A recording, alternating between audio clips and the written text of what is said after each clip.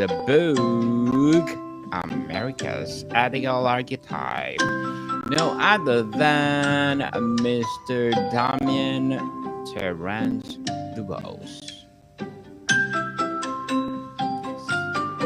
Welcome to Book 101, Mr. Damien, and can you please introduce more about yourself?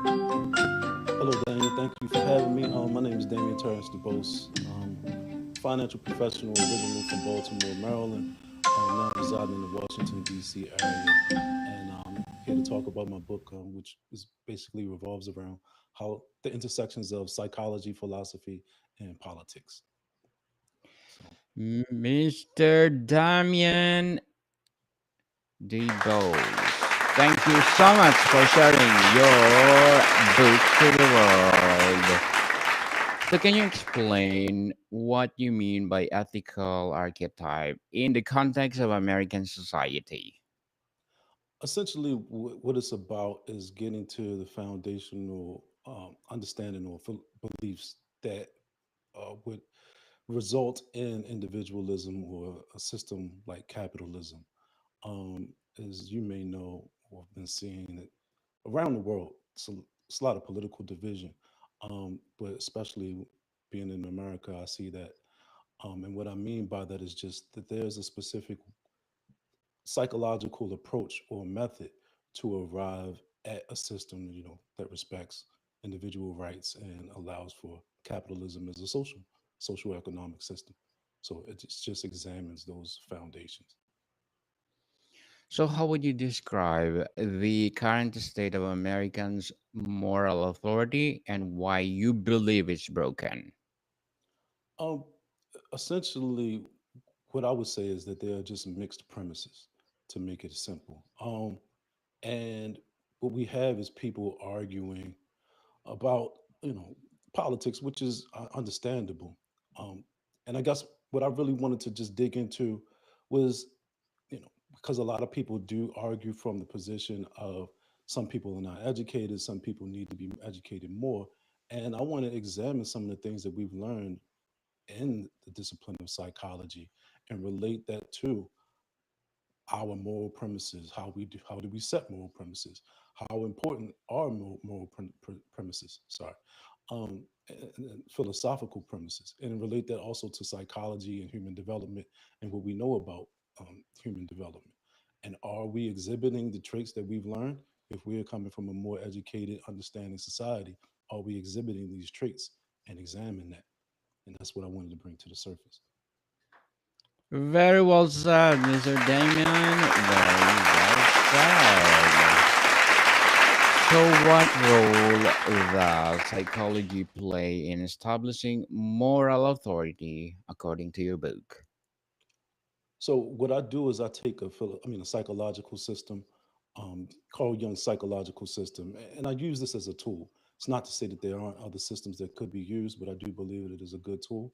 And I pull that apart just to say, with his system, he identifies certain foundational understandings. One of those is introversion versus extroversion, which many people may believe it to be about social interaction, but it's really more than social interaction. When he speaks about it, it's more about a person's relationship to their inner world and their outer world, or their subjective world and their objective world. And what he does is he just takes that as one of his foundations, and he also takes some other concepts, what he calls thinking and feeling, is what you call rational concepts, and sensation and intuition, which he calls irrational concepts. And just using that system as a tool, as a guide to identify, okay, what type of style, what style of, I guess we would say, cognition does uh, um, a, um, a philosophy of individual rights derive from?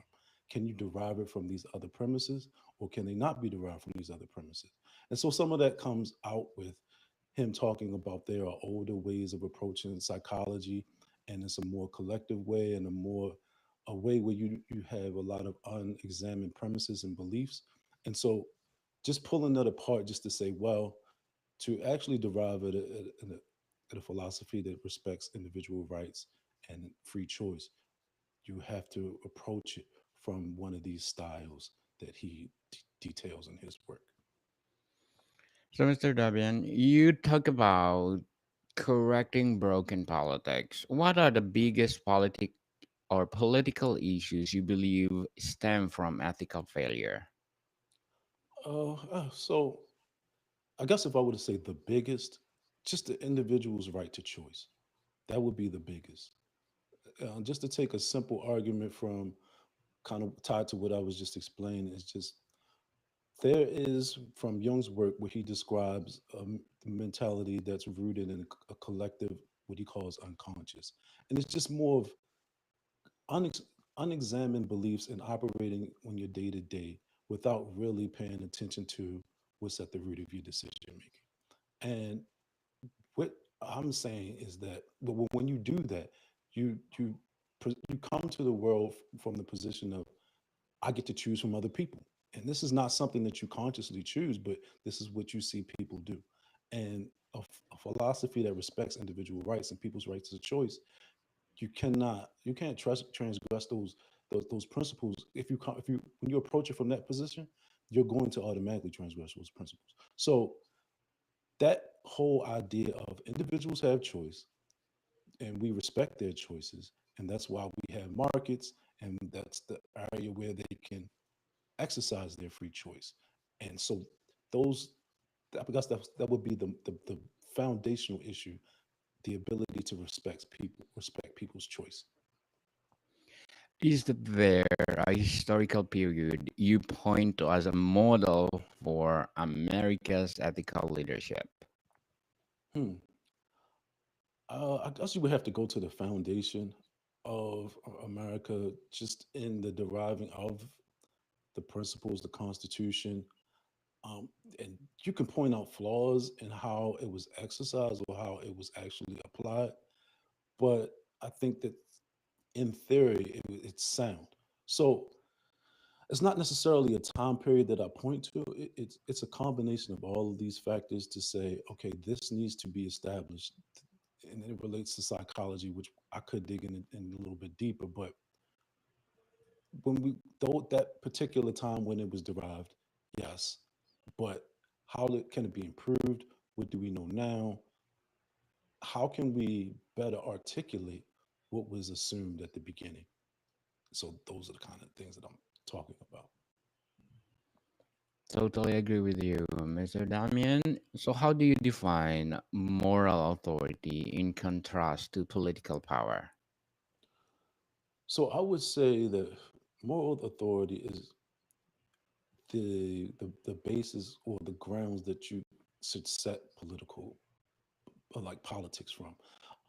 So another strong theme in the book is I use Ayn Rand's objectivism, and I basically juxtapose these two systems of thought against each other. And with her system, her philosophical system, her politics are derived from her ethics, and those ethics are derived from more psychological concepts like a psychometaphysics and a psychoepistemology.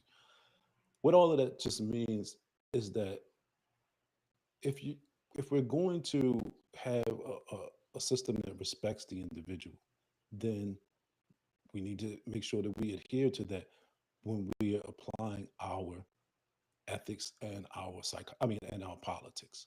And this is what I'm saying is that's the shortcoming that I'm seeing, the failing that I'm seeing.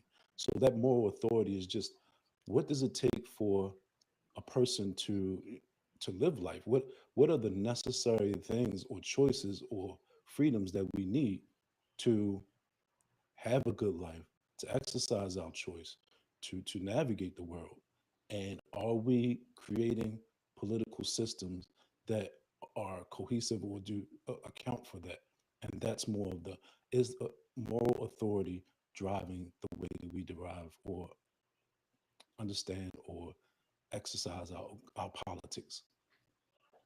So, what are some common misconceptions people have about ethics and politics that you address in the book? One would be that the group overshadows the individual. I think that a lot of people, and the way Ayn Rand poses it or explains it is an altruistic premise.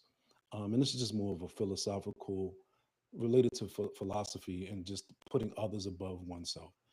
And you see this theme in Christianity a lot, and I- it's understood what people mean. I mean, you get what people kind of mean with it when they're trying to approach it that way. What about all of these other people? But really, you should be looking at first principles. What about yourself? And then applying that to your interactions with others. And so that's the misconception, because what you end up doing is you're trying to solve a problem with the conclusion. You're not going to the root of the problem and understanding the cause for the conclusion. You're ignoring the cause and trying to just get to a conclusion without without without examining its premises. So that's the main misconception that I see. Certainly, Mr. Damien. So, what will be your short-term and long-term goals in writing? Oh, well, short-term goals for me has just been to, I guess, make the point that I'm trying to make. It's a very philosophical point, and it has, I mean, an abstract point, and it just has philosophical grounds, and it's psychological, and sometimes it can be a little detached. And I'm just trying to relate these abstract principles to how it can show up in people's lives, like make it relate to their day-to-day lives. And that's not an easy task, really, because one of the main points is that you need a north star for life. You need an abstract idea to adhere to show integrity, to keep a consistency in your life, and actually it grounds you and helps you regulate your emotional well-being. So just to keep honing that and creating that story and tying it to people's lives, and I guess long term that's a similar thing, just to give people an understanding of how things should be. I know a lot of times what I see today is just a lot of complaints of, oh, I don't like this and I don't like that. And to me, that's more of an avoidance tactic. You're not presenting a world that you want to see. And so therefore we're just stuck with whatever we get. I want to use these understandings to build a future to say, no, this is the world that we want to see. This is how we put it in place. And these are the actions that we need to take to get to that world. Good luck to your goals, Mr. Damien. And what would be your advice for those people out there who want to write their book in the same genre what you are doing right now? I mean, I would just say, just go for it, because I never envisioned myself to be an author. I never thought that I would ever write a book. This was just more of a compulsion in a sense. It took a long time. It was very hard. It was very difficult. I woke up every day and just pushed through, and just my passion for the topic and for the issue that got me through it, and also a fear of not completing. That's part of what got me through it as well. But yeah, just do something. I guess just start, and then just be intentional about what you want to do. Break it down into pieces and just execute from that. Thank you for your advice, Mr. Damien. You propose a new psychological framework. Can you give us a glimpse of what that looks like? So I guess in the psychological framework, I wouldn't say I propose a new one, right? I would say that I advocate for an approach to life based upon what I've learned from these systems of thought. And I mentioned two of them already, with Carl Jung and Ayn Rand, but I can also bring in a third that just I can use to triangulate and get to the same place.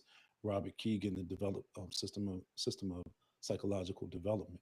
But what it is just approaching life from your standpoint and owning your choices. So to give an example, you, it's not required that you love people. It's not required that you have to do things for everyone else.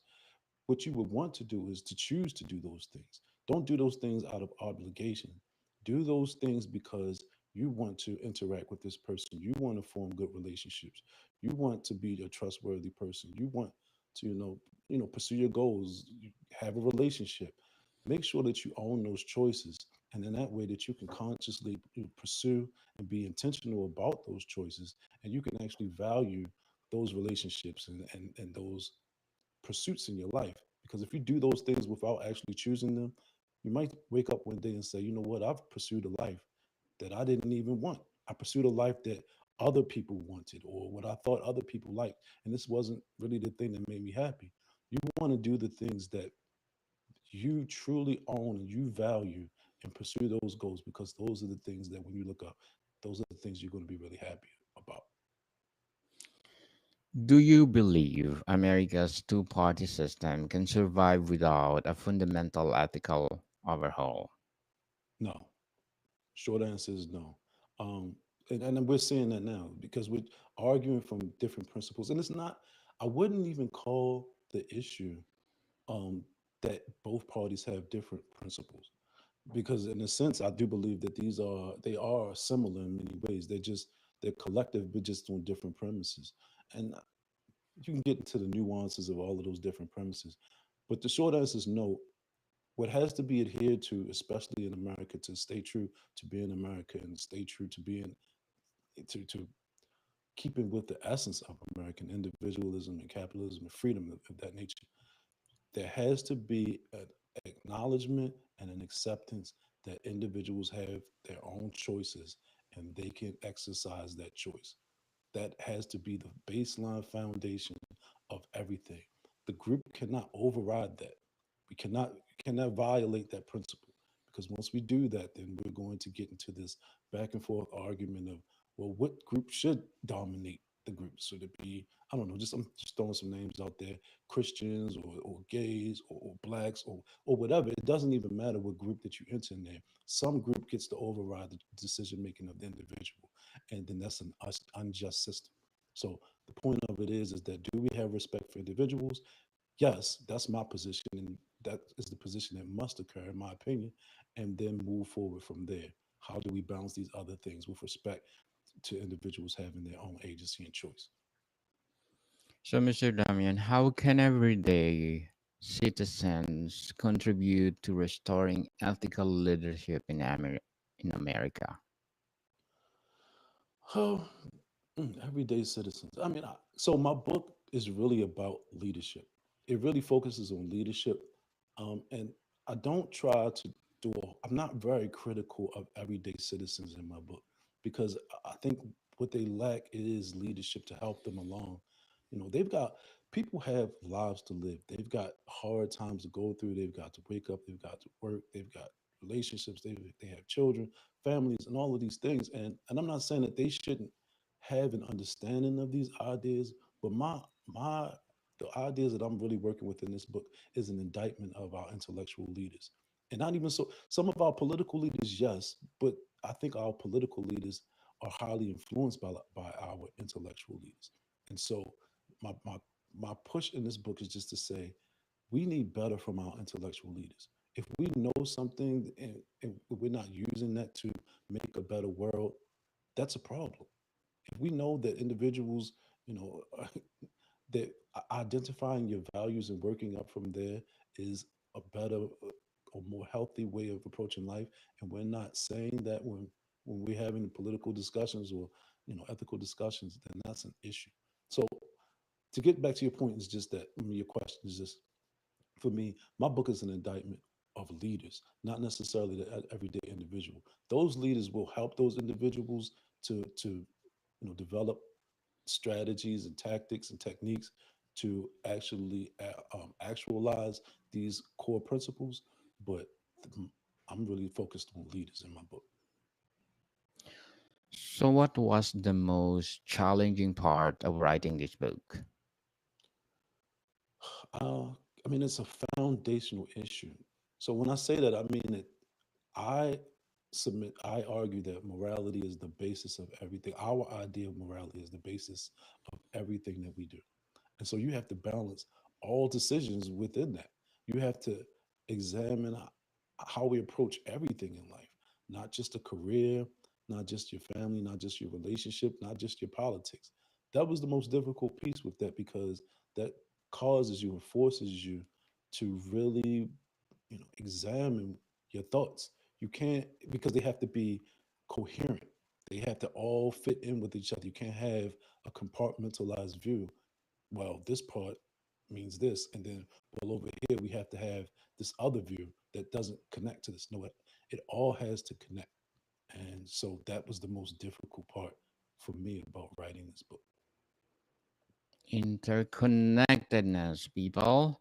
So, Mr. Damien, were there any surprising discoveries you made during your research for America's ethical archetype? Um, I, I mean, this book transformed throughout the process, and I think the whole identification that everything can be boiled down to a relationship, the individual's relationship to life.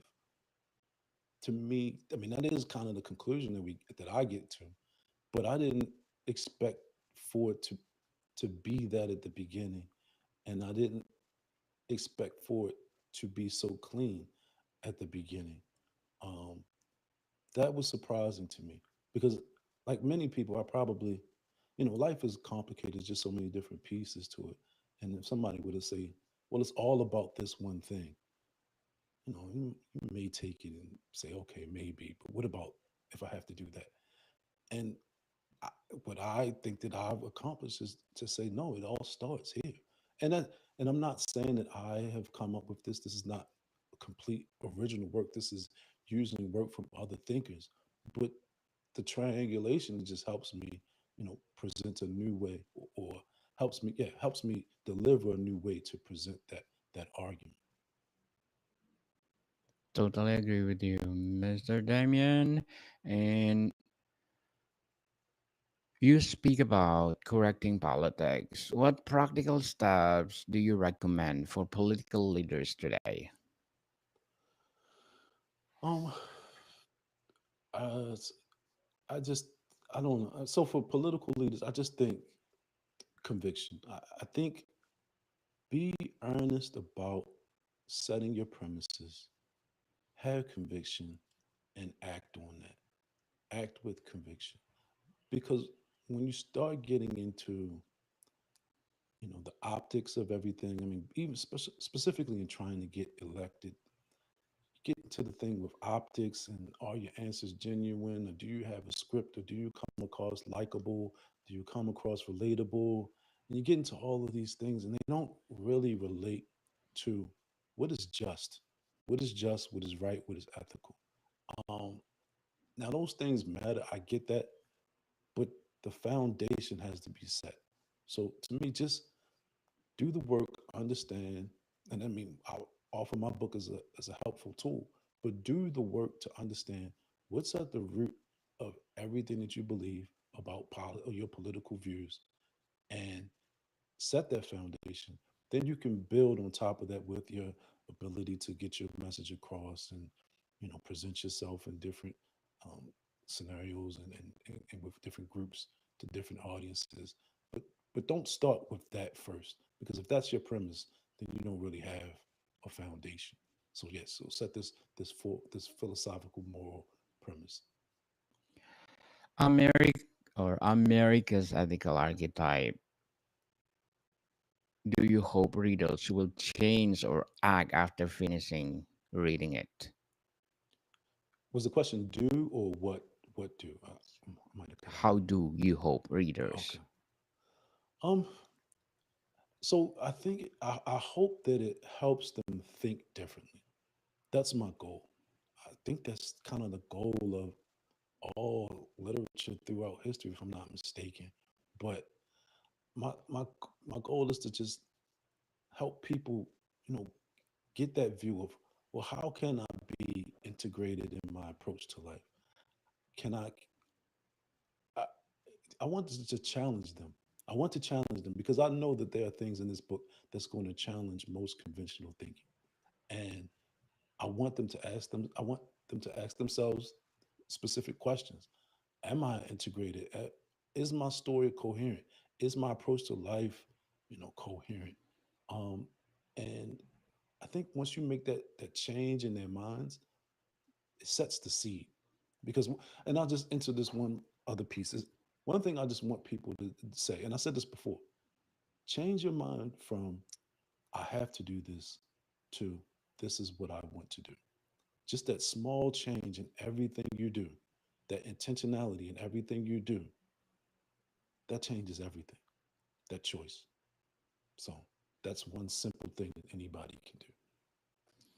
Is your book aimed for political leaders, scholars, or general public? I would say that it's really written for leaders, uh, and I wouldn't even say political leaders only. It's more. I think it's about intellectual leaders. I try to. I'm speaking to philosophers. I'm speaking to people who work in, psychological discipline. Um, General population. I would like if they would, want to read the book and get an understanding. I think it offers a lot of tools or understanding, explanation of foundations. But like I said, this is more of in criticism. I'm being critical of leaders, intellectual leaders. That is the target for this book, in all honesty. I think when I say, and at the beginning, I think I say, this book is aimed for conceptual thinkers, uh, people deeply concerned about morality, and also people who have a sense that some of the mainstream narratives that they've been receiving is just something not right about those narratives. Doesn't sit with them well. So, are there any thinkers, philosophers, or psychologists who heavily influence your work? Yes, absolutely. I mean, I've named a couple here: Carl Jung and Ayn Rand. Those are they are the two kind of pillars that this book is built around. Um, Carl Jung in the psychological world, um, Ayn Rand in the philosophical world, and that's kind of like where I start to create the basis for my arguments. So they are heavily influential in the book. I mean, since then, I've also delved into human behavior or human development. Some of Robert Keegan's work. Uh, there's some other work I've like Charles Duhigg, from habits, how to create habits, and how this all relates to like our neurological framework. So I wouldn't say that those things influence the book, but those are the ties that I'm trying or have been making since creating this book. So, Mr. Damien, before we wrap up our discussion for today, I'm inviting you to please do listen to my other podcast, Food 101, and its fifth season, People Fifth Season, with Chef Alessandro, one of these specialty chef in one of the five-star hotel in downtown Toronto. Please do listen to our latest episode. We are reading our letters senders all over the world. So please do listen Food 101 wherever you listen your podcast. So, Mr. Damien, what's next for you? Are you planning to follow up or related project? For me, I just try to still push in the book and developing these ideas. I would like to have discussions. I always like to hear from people. Opportunities to discuss, come on podcasts and talk about these ideas because it just requires fleshing out these ideas and setting that framework to move forward, in my opinion. No necessary, maybe some writing, shorter form writing in the future. Uh, I don't have any plans for another book right now, but those are kind of what I'm pursuing at the moment. Mr. Damien Terrence Dubose, thank you so much for sharing America's ethical archetypes. So, can you please invite our listeners to support your book? Absolutely, thank you.